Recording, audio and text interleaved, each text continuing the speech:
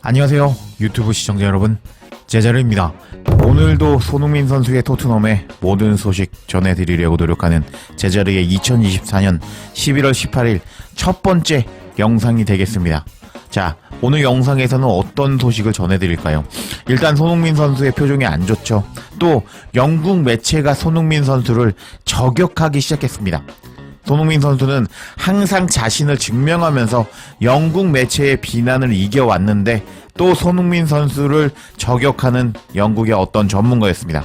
그리고 이제 지금 여기는 파페사르가 웃고 있죠. 왜 웃고 있을까요? 지금 메디슨은 약간 벙찐 표정을 짓고 있는데, 프리미어 리그는 잉글랜드 축구다 보니까 영국 사람들이 주인공이 될 수밖에 없습니다.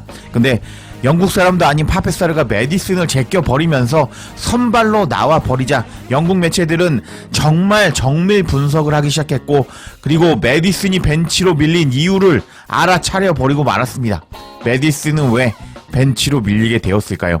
그 이유도 이번 영상에서 제가 알려드리도록 하겠습니다. 그럼 관련 소식들 바로 알아볼까요? 파페사르가 선발이고 메디슨이 벤치인 이유를 밝힌 매체는 스퍼스 웹이었습니다. 뭐라고 이야기를 한지 살펴보면, 엔제 감독이 메디슨보다 미드필더에서 파페사르를 선호하는 이유라는 제목의 기사였습니다. 이제 내용을 살펴보면 토트넘 팬들 사이에서 엔제 감독의 선발 11명의 메디슨 대신에 파페사르를 포함시키고 벌어지고 있는 논쟁이 계속 커지고 있다. 두 선수 모두 팀의 고유한 퀄리티를 가져왔지만 이러한 결정의 배경에 있는 통계는 엔제 감독이 우선시하는 전술적 접근 방식에 대해 더 많은 것을 보여준다 라면서 영국 사람들이 메디슨이 벤치에 밀리니까 엄청나게 논쟁을 했다고 합니다.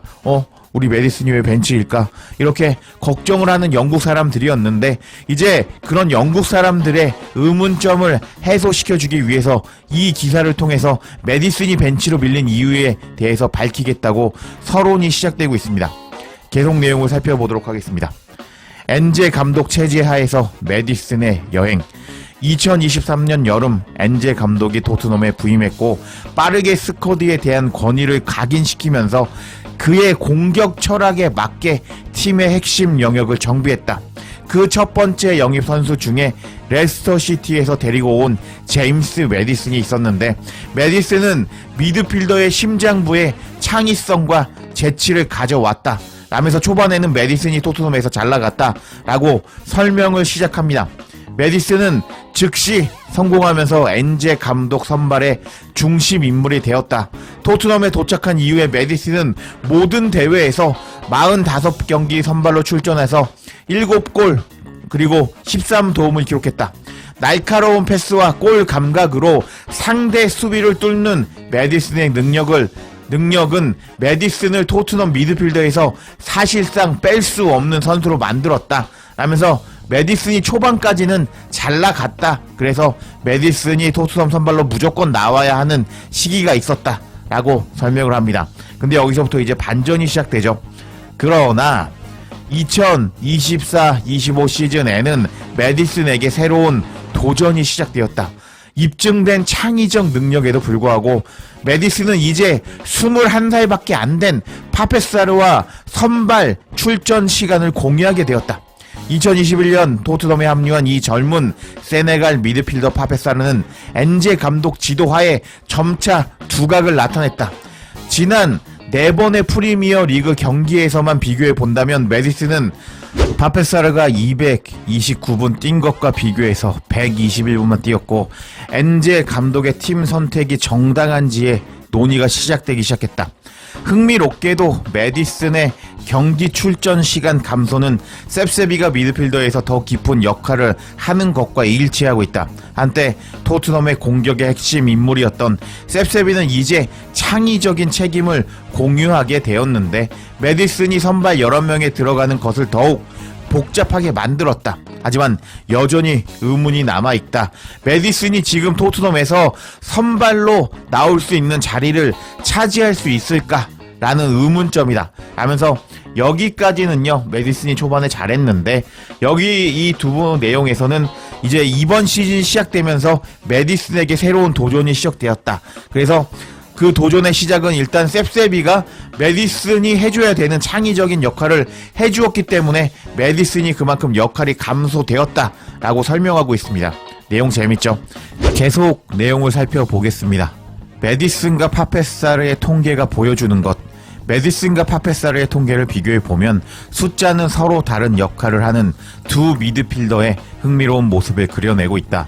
메디슨은 90분당 5.78개의 슛 창조 액션을 포함하여 창의적인 지표에서 앞서가고 있고, 사르의 2.86개를 기록하고 있는 것에 비해서 팀에서 가장 높은 전진 패스율 90분당 9.21개를 자랑하고 있다.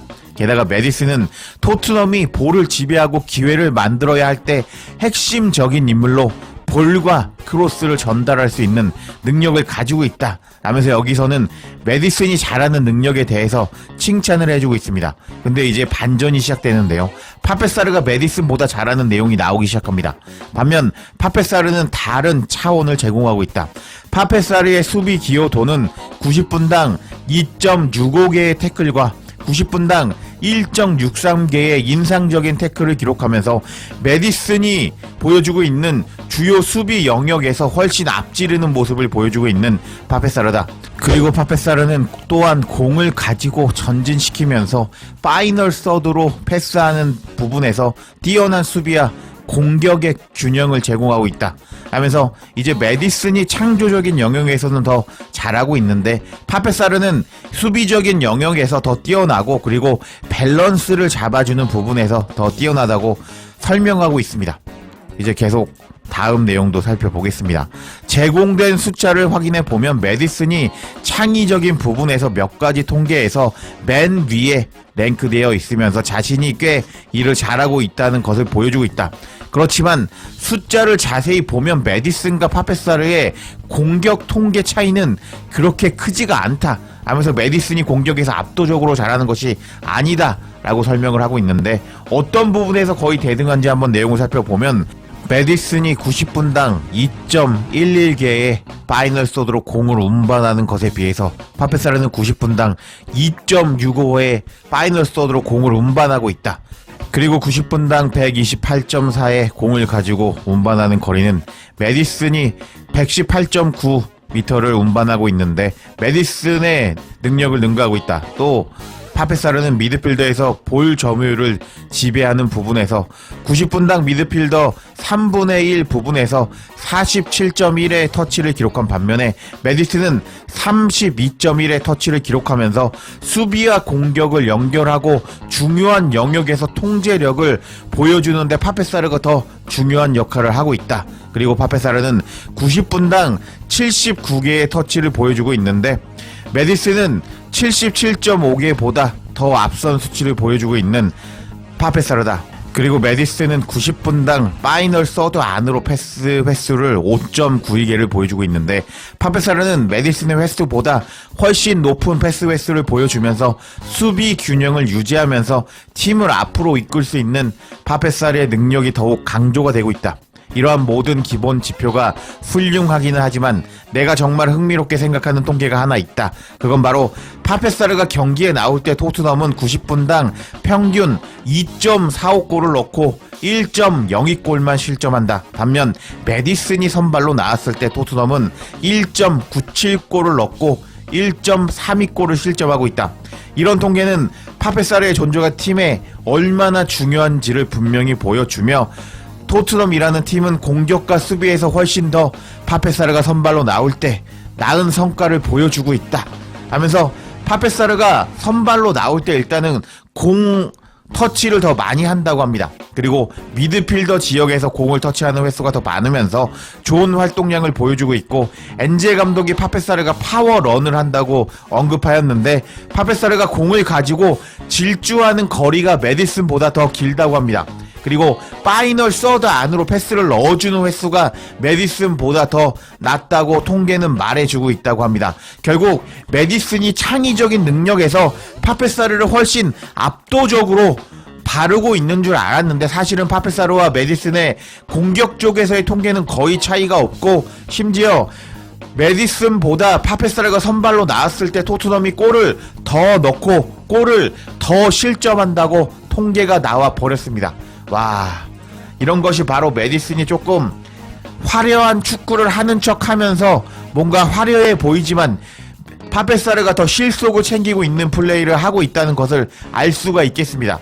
이렇게 기사가 전해졌고, 그리고 스포츠웹은 코멘트하기를 균형을 찾아야 된다. 엔젤 감독이 메디슨보다 파페사르를 선호하는 것은 팀의 전반적인 균형에 기인한 것으로 보인다. 셉세비가 이제 미드필더에서 창의적으로 기여함에 따라서 메디슨의 플레이 메이킹에 대한 필요성이 줄어들었다. 특히 수비 조직이 가장 중요한 경기에서 그렇다. 파페사르의 볼 경합 승리와 그리고 볼 전환 능력은 토트넘이 더 강한 상대를 상대로 경기를 통제할 수 있는 견고한 기반을 제공한다. 그렇지만 메디슨은 창의성이 필수적인 상황에서 여전히 귀중한 선수이다. 토트넘이 우위를 점할 것으로 예상되는 경기나 그리고 경기를 쫓아갈 때 메디슨의 존재는 저울을 기울여서 사르가 할 수 없는 종류의 예리함을 제공할 수 있다. 그렇지만 메디슨의 최근 성과, 경기력은 한때 그를 선발에서 떨어뜨릴 수 없었는데 그런 모습을 보여주지 못하고 있고, 엔젤 감독은 더 중요한 순간에 파페사르를 믿을 수밖에 없다. 통계는 엔젤 감독의 결정을 정당화하고 있다. 그렇지만 메디슨의 경우 그의 자신의 자리를 되찾기 위해서 자신의 산출량을 높여야 할 것이다. 미드필더 자리를 놓고 경쟁이 완화될 조짐이 보이지 않기 때문이다. 하면서 메디슨도 잘하고 있는데 지금 여러가지 통계를 보면은 파페사르가 훨씬 더 믿음이 가는 플레이를 보여주고 있다면서 메디슨은 현재 토트넘에 필요 없다. 근데 메디슨이 만약에 자신의 선발 자리를 찾으려면은 더 빡세게 경쟁하는 모습을 보여줘야 될 것이다 라면서 메디슨이 파페사르에게 밀린 이유를 밝히는 이번 기사였습니다. 와, 이번 기사 너무 재밌는 것 같은데요. 원래 선발로 나왔던 메디슨이 벤치에서 대기하는 모습을 보여주자 영국 매체가 메디슨을 커버 쳐주려고 통계를 분석해 봤습니다. 그래서 메디슨이 압도적인 공격적으로 통계를 보여주겠지? 라고 아마 분석하면서 이제 정밀 분석을 해본 것 같은데, 파페사르와 메디슨의 공격적인 스탯 차이가 별로 차이가 나지 않았습니다. 그래서 메디슨이 이제 벤치에 밀릴 수밖에 없는 정당성을 부여한 이번 기사라고 할 수 있겠는데, 메디슨이 앞으로 선발로 복귀하려면은 정말 거의 케빈 더브라이너처럼 미친 능력을 보여주지 않는 이상 선발로 나오지 못할 것 같습니다. 일단 파페사르가 부상 없이 계속 선발로 나오면서 일단 토트넘의 미드필더의 균형을 계속 잡아주었으면 좋겠습니다. 그리고 이제 다음 소식으로 손흥민 선수를 또 저격했다는 소식 전해드리려고 하는데요. 또 어떤 전문가가 손흥민을 저격했는지 관련 소식들 바로 알아볼까요? 자, 어떤 전문가가 손흥민을 저격했는지 알아보겠습니다. 자, 아실 겁니다. 제이미 오하라가 손흥민을 저격했습니다. 아, 근데 진짜 어이가 없는 게 오하라가 손흥민을 저격할 자격이 되는지 모르겠습니다. 이 선수가 토트넘에서 뛰었던 적이 있는 선수입니다. 근데 토트넘에서 못해서 일단은 1군에 올라갔는데 기회를 못 잡아서 다른 클럽으로 임대를 갔고, 그리고 국가대표로도 성인 대표팀에는 들어가지 못한 제이미 오하라라고 할 수 있는데요. 근데 이 사람이 그렇게 선수를 은퇴하고 지금 매체에서 전문가로 이제 다양한 컨텐츠를 만들고 있는데, 이번에 또 손흥민을 걸고 넘어지는 모습을 보여줬습니다. 해당 소식은 더 부투룸을 통해서 전해졌는데, 오하라가 토트넘의 손흥민을 여전히 월드클래스로 생각하는지의 여부에 대해서 밝혔다라는 제목의 기사였습니다. 내용을 한번 살펴볼까요? 토트넘은 훌륭한 선수들을 많이 보유하고 있다. 토트넘은 프리미어리그 우승을 도전하는 클럽에는 속하지는 않지만 토트넘에는 로메로, 메디슨, 반더맨과 같은 우수한 선수를 보유하고 있다 하면서 일단은 벌써부터 신뢰도가 안 가죠. 메디슨을 이제 뛰어난 선수가 라고 평가를 하고 있습니다. 일단은 여기서부터 신뢰도가 안 간다고 말씀드리겠고, 계속 내용을 살펴보면, 그리고 토트넘에서 잘 알려지고 높은 평가를 받는 선수 중에 한 명은 손흥민이다. 대한민국 국가대표 공격수 손흥민은 2015년 여름 레버쿠젠에서 토트넘으로 이적한 이래로 꾸준한 모습을 보여주고 있다. 맨시티와 그리고 잉글랜드의 스타 그릴리시가 높게 평가한 손흥민은 그때 당시 이적료가 2,200만 파운드였고 약 400억에서 450억 정도가 됩니다. 손흥민이 토트넘으로 싼 이적료로 영입된 것에 대해서 증명할 필요가 없을 정도로 엄청난 활약을 보여주었다 하면서 손흥민을 칭찬하면서 기사가 시작이 됩니다. 계속 살펴보면 32세의 손흥민은 프리미어 리그에서 지금까지 311번을 출장했다. 손흥민은 그 경기에서 123골을 넣었고 65개의 도움을 기록했다. 라면서 손흥민이 현재까지 잘하고 있다. 라고 여기까지는 이제 손흥민을 칭찬해 줍니다. 그리고 이제 본격적으로 제이미 오하라가 손흥민을 저격한 내용이 나오기 시작하는데요. 제이미 오하라는 토트넘 공격수 손흥민에 대한 자신의 평가를 밝혔다. 토트넘의 선수 출신 오하라는 손흥민을 높게 평가하면서 손흥민을 클럽의 레전드로 여겼다. 하지만 토크 스포츠의 전문가 오하라는 손흥민이 더 이상 월드 클래스 수준이 아니라고 생각한다. 오하라는 반더벤이 차라리 월드 클래스라고 믿고 있다 라면서 오하라가 미친 이야기를 시작하기 시작합니다. 오하라는 다음과 같이 말했다. 손흥민은 지금 월드 클래스가 아닙니다. 저는 손흥민이 월드 클래스 수준의 선수였다고 생각합니다. 하지만 손흥민은 더 이상 월드 클래스 수준이 아닙니다. 제 말을 들어보세요. 저는 손흥민을 무시하는 게 아닙니다. 손흥민은 레전드이고 저는 손흥민을 사랑합니다. 근데 손흥민이 플레이할 때 우리는 손흥민을 좋게 볼 수 있지만 손흥민은 더 이상 월드 클래스 수준이 아닙니다. 하면서 오하라는 손흥민이 과거에는 월드 클래스였다. 근데 지금 손흥민이 하는 것을 보면은 손흥민은 월드 클래스가 아니다. 하면서 손흥민을 저격하는 모습을 보여줬습니다. 와, 영국 매체들은 항상 조금만 부진하면은 계속 나옵니다. 이런 이야기가 월드 클래스가 아니다. 이렇게 이야기가 나오는데 손흥민 선수가 최근에 부상을 회복하는 과정에서 좋은 모습을 보여주지 못했는데 제이미 오하라가 이때다 싶어서 손흥민은 과거에 월드클래스였다. 하지만 지금은 더 이상 월드클래스가 아니다. 라고 말을 해버렸던 겁니다. 와, 정말 재밌죠? 제이미 오하라가 이런 말을 할 자격이 있는지는 모르겠는데 여하튼 또 이렇게 손흥민을 저격하고 말았습니다.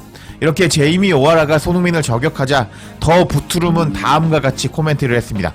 손흥민은 2025년에 토트넘을 떠날 수도 있다. 손흥민은 토트넘의 중요한 선수로 남아있고 꾸준히 선발 라인업에 이름을 올리고 있다. 32세의 손흥민은 이번 시즌 지금까지 프리미어 리그 8경기에서 3골 3도움을 기록했다. 하지만 이번 시즌이 손흥민의 토트넘에서의 마지막 시즌이 될 가능성이 있다. 이번 달 초에 더 부트룸은 사우디 프로리그 클럽들이 2025년 여름에 손흥민의 영입에 관심이 있다고 보도했었다. 토트넘은 손흥민에게 새 계약을 주지 않을 것이다. 대신 토트넘은 손흥민에게 1년 연장 옵션을 행사할 것이다. 하면서 일단 손흥민이 월드클래스가 아니라고 저격을 당하자 손흥민이 2025년에 토트넘을 떠날 수도 있을 것이라면서 일단 토트넘이 손흥민에게 새로운 계약을 제안하지 않을 것이다. 재계약을 해도 1년 연장 옵션만 행사할 것이다. 라면서 더 부트룸도 손흥민이 이제 프리미어 리그에서 떠날 수도 있다 라면서 재수없는 말을 했습니다. 근데 손흥민 선수가 떠나기 싫어하기 때문에 이런 영국의 저격은 정말 짜증나는 상황이라고 할 수 있겠습니다. 근데 저는 이렇게 손흥민을 저격하는 것이 더 좋다고 생각하는데요. 왜 그렇게 생각하냐면요. 손흥민 선수는 지금 프리미어 리그 10년 차입니다. 그리고 10년 동안 경기를 하면서 그동안 수도 없이 손흥민을 저격하는 영국 전문가들이 존재했습니다. 근데 그럴 때마다 손흥민 선수는 어떤 모습을 보여줬을까요? 제가 기억나는 대로 다 말씀을 드려보자면 손흥민은 이렇게 항상 위기 상황에서 영국 전문가들이 비난을 할 때마다 그 다음 경기에서 정말 좋은 모습을 보여주면서 골이나 도움을 기록하면서 경기에서 주인공이 되어버리면서 영국 전문가들의 입을 닥치게 만들었습니다. 이런 손흥민 선수이기 때문에 이번에 제이미 오하라가 손흥민은 더 이상 월드클래스 선수가 아니다 라고 말했던 이 발언은 오히려 손흥민 선수를 더 자극할 것으로 보이고, 손흥민 선수가 더 노력해서 더 멋진 경기력을 보여주면서 맨시티와 경기에서 득점할 가능성이 더 높아졌다고 저는 믿고 있습니다. 근데 문제점은요, 손흥민 선수가 이렇게 혼자 잘해도 축구는 11명이 하는 스포츠이기 때문에 팀 동료들이 받쳐주지 않으면은 손흥민 선수가 골을 넣을 수가 없는데요. 그래서 손흥민 선수가 아마 이번 이렇게 오하라의 자극적인 저격 말을 듣고 아마 더 분발해서 이번 경기에 나올 것 같은데, 일단 팀 동료들이 잘해줬으면 좋겠습니다. 영국 매체의 비난 그리고 저격을 받은 손흥민 선수는 정말 무시무시한 모습을 보여주면서 항상 복귀했습니다. 그래서 일단 내일 A매치 경기에서 손흥민 선수가 부상 없이 골도 넣고 토트넘에 잘 복귀해서 맨시티와 경기 맹활약해서 이렇게 손흥민 선수를 비난한 제이미 오하라의 입을 닥쳐버리게 만들었으면 좋겠네요. 여하튼 이번 영상은 여기까지고요. 조금 더 흥미로운 소식이 있으면 바로 전해드릴 것을 약속드리겠습니다.